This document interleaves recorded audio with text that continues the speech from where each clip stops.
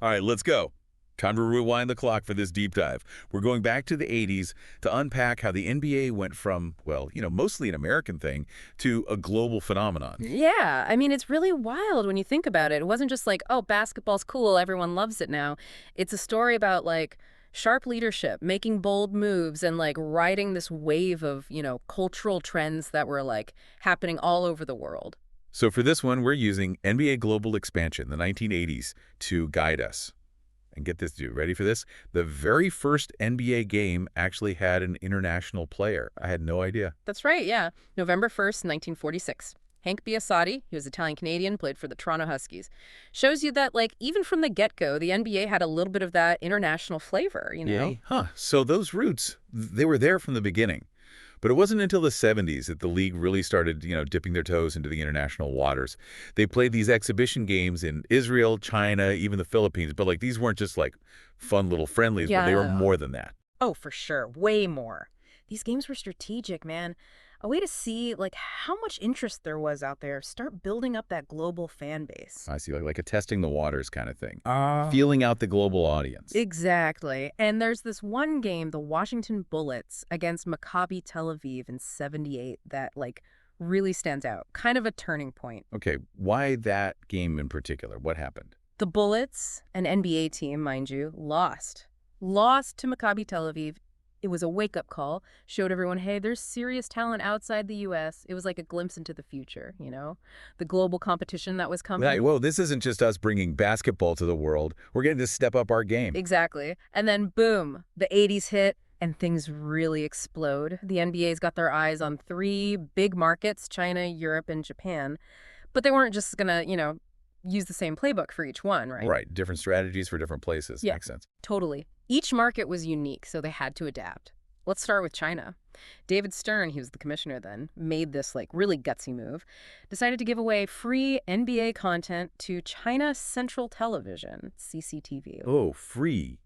I mean, that's like unheard of, especially with how protective leagues usually are about their broadcasting rights. It was. But Stern, he was playing the long game, man. He understood to win over China, you got to think long term.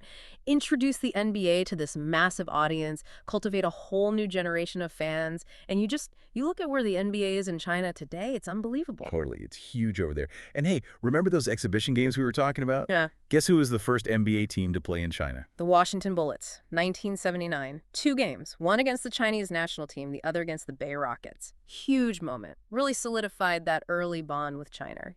Wow, so free content on TV, these early exhibition games, they laid the groundwork for everything that came after in China. But what about Europe? Totally different ball game over there, wasn't it? Oh, completely. Europe, they already had their own basketball thing going on. Strong national leagues, a history of winning internationally. So for the NBA, it was less about converting fans and more about showcasing what made their game unique. That athleticism, the excitement. So instead of saying, hey, love basketball, come watch the NBA, it was more like, get ready for something you've never seen before. Yeah, exactly. Yeah. It was about standing out, making European fans see the NBA as this like special brand of basketball, something worth following. They did that with, these carefully chosen exhibition games, sending teams like the Atlanta Hawks to play in the Soviet Union. Just pure exposure, introducing European fans to a new way to experience the game. Got it. Plant the seeds in China, showcase their style in Europe. And what about Japan? What was the play there? Japan was interesting. Basketball was gaining some traction, but it wasn't like deeply ingrained in the culture the way it was in Europe. So the NBA, they get clever. Remember Yasutaka Okayama, the Yeah. first Japanese player drafted to the NBA back in '81. Yeah, drafted by the Golden State Warriors. He never actually played in the NBA, though, right? Right. Didn't end up joining the league. But, and this is the key, just him being drafted created this massive buzz in Japan, put the NBA on everyone's radar. Suddenly, it was a topic of conversation. People were curious. That's wild. So they kind of knew that having a Japanese player in the mix, even if he didn't play, would spark all this excitement and interest? Exactly. Played right into that sense of national pride. Everyone wants to see one of their own make it big on the world stage. And it worked. Later, in the '90s, they inked a deal with NHKBS, bringing NBA games into Japanese homes. But the groundwork, that was all laid down in the '80s. Wow, so we see this multi-pronged approach emerging. Access in China, style in Europe, national pride in Japan, Yeah. tailoring the game plan to each market. Brilliant. But while all this was happening globally, the NBA was also expanding within the U.S., right?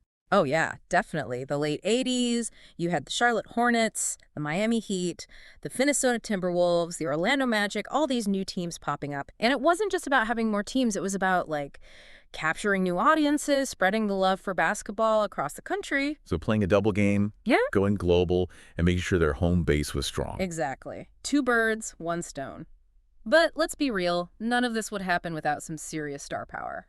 Absolutely not. Yeah. These larger-than-life personalities who took the game to a whole new level. We'll dig into that right after this. Yeah, can't wait. This is where it gets really good.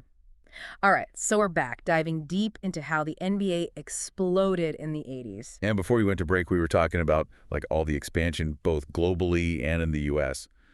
But none of that matters without the right players. Yeah, for sure. The NBA got super lucky. They had these iconic figures pop up, guys who became like way more than just basketball players. They were global icons, you know? And we already touched on them a bit, but Magic Johnson and Larry Bird, their rivalry, that deserves a closer look, right? It was more than just like who could score more points. Oh, absolutely. Way more. It was this clash of like everything. The Lakers, the Celtics, these two legendary teams with totally different vibes. Magic, he was all showmanship and charisma. Bird, he was quiet, intense, all about that hard work. Fans everywhere, they were hooked. It was like a battle for the soul of basketball. Yeah, like a sports movie playing out in real life. But what do you think it was about their rivalry that really connected with people outside the U.S.? Well, think about it. You got Magic, right? He's like this larger-than-life figure, always smiling, playing with this, like, American swagger. And then you got Bird, the quiet assassin, lets his game do the talking, represents hard work, dedication, two sides of the same coin, you know? Oh, yeah, totally. Like different people could see themselves in either one of them. Magic, Yeah. the showman, Bird, the underdog. They both just like elevated the game, though. No doubt. And then, right when their rivalry was peaking, bam, this new star arrives. Someone who takes the NBA's global appeal to a whole other level, Michael Jordan. Perfect timing, right? That the next chapter unfolding. Jordan in the late 80s, that felt like something special was happening. He wasn't just an amazing athlete, he was a cultural phenomenon, you know? His style, that charisma, like he was unbeatable. It captivated everyone. And it wasn't just on the court either. His influence, it was everywhere. Fashion, music, even just like an attitude. He was more than just a basketball player. He was an icon. You remember those early Nike commercials? Those weren't just about shoes, man. They were selling an image, a whole lifestyle. And that resonated with everyone, everywhere. Yeah, everyone wanted to be like Mike. Not just play like him, but be him, you know? And that's when I think you see the NBA's cultural influence really taking off. It's not just about the game anymore. It's about fashion, music, a whole way of expressing yourself. Exactly. The NBA was setting trends. And you got to give David Stern and the league's leadership credit. They understood TV, they knew technology was changing, and they used it all so well. Smart, right? Making deals with international broadcasters, putting games on TV everywhere. Yeah. And then the VCR, that was huge. People could watch games whenever they wanted. It was genius. They weren't just showing games, they were building a brand, creating a global community. Fans connected by this shared love for the NBA. And that community, it went beyond the court, right? Oh. Like hip-hop, that was a big part of it too. Oh, huge. Guys like Allen Iverson, Dennis Rodman, they brought hip-hop, fashion, and music into the NBA. The lines between sports and pop culture, they were blurring. Yeah, the NBA just embraced it all. They were part of the conversation, part of the culture, and that was happening everywhere. For sure. But with all this success, with the NBA growing like crazy globally, there must have been some bumps along the way, right? Like figuring out how to navigate different cultures. Oh, yeah, definitely. Not everything was perfect. There were some missteps, some cultural clashes. They had to learn and adapt on the fly. Like some of those early marketing campaigns, they used stereotypes, things that just didn't translate well in certain places. They had to learn to be more sensitive, more aware. Yeah, those must have been some valuable lessons, right? Show them the importance of like understanding different cultures, adapting their message. Absolutely. A one-size-fits-all approach, that doesn't work globally. They had to learn to tailor things to speak to different audiences in different ways. So even while they were succeeding, they were also learning these important lessons about like cultural awareness and how to connect with people around the world. For sure. And Through it all, their commitment to global expansion, it's had this huge impact on the game itself. New talent, new styles of play. It's made basketball more exciting, more competitive. You see it now, right? Hmm. The NBA is full of international players, and they're not just role players, they're stars. Exactly. Hakeem Olajuwon, Dirk Nowitzki, Giannis, Luka Doncic. It's changed the game. And it's not just about bringing in talent. The NBA is actively investing in developing basketball everywhere. Like those NBA academies they set up in Africa, India, China, Australia, right? They're serious about growing the game globally. Yeah, those are more than just basketball schools. They're building a pipeline, developing players, coaches, trainers, future fans. It's a long-term investment. Smart. So they're not just focusing on the present, they're setting themselves up for the future. Exactly. But it's not just about the game itself, right? The NBA has also made a real effort to connect with fans globally. Yeah, they're creating content in different languages, tailoring their marketing to different cultures. It's about making the NBA accessible and appealing to everyone. That's the key. They're not just broadcasting games. They're creating experiences that resonate with fans everywhere. It's about building a global community. And this brings up another aspect of their global legacy. Their willingness to, speak out on social issues. They become a voice for change. Oh, yeah, absolutely. The NBA is more than just a sports league now. They're using their platform to address important issues. Like back in 2020 in the bubble, players were speaking out against racial injustice, police brutality. It was powerful. That was a huge moment. And it wasn't just in the U.S. either. They're using their global reach to talk about climate change, gender equality, LGBTQ plus rights. They're showing that sports can be a force for good. No doubt. But of course, it's not always easy, right? They've faced criticism for how they've handled things, especially when it comes to countries with, not so great human rights records. Yeah, that's a tough one. They're trying to promote the game, but they also have to stand by their values. It's a balancing act. It is. They've made mistakes, learned from them. It's a process navigating all the complexities of the world. And looking ahead, the NBA is facing even more challenges. Geopolitics, how people consume media, the pressure to always be innovating. But they've always been resilient, always adapted. And based on their track record, I think they're ready for whatever comes next. They've pushed boundaries, embraced new ideas, used their platform to make a difference. So as we wrap up, let's just appreciate what the NBA has accomplished. From a small league to a global powerhouse, it's a story about vision, innovation, and how sports can bring people together. It's a reminder that sports can be more than just entertainment. It can spark change, connect cultures, inspire millions of people. Thanks for joining us on this deep dive into the NBA's global rise. We've had a blast. And remember, no matter where you are, the game of basketball keeps evolving, keeps inspiring. Back again for the final stretch of our deep dive.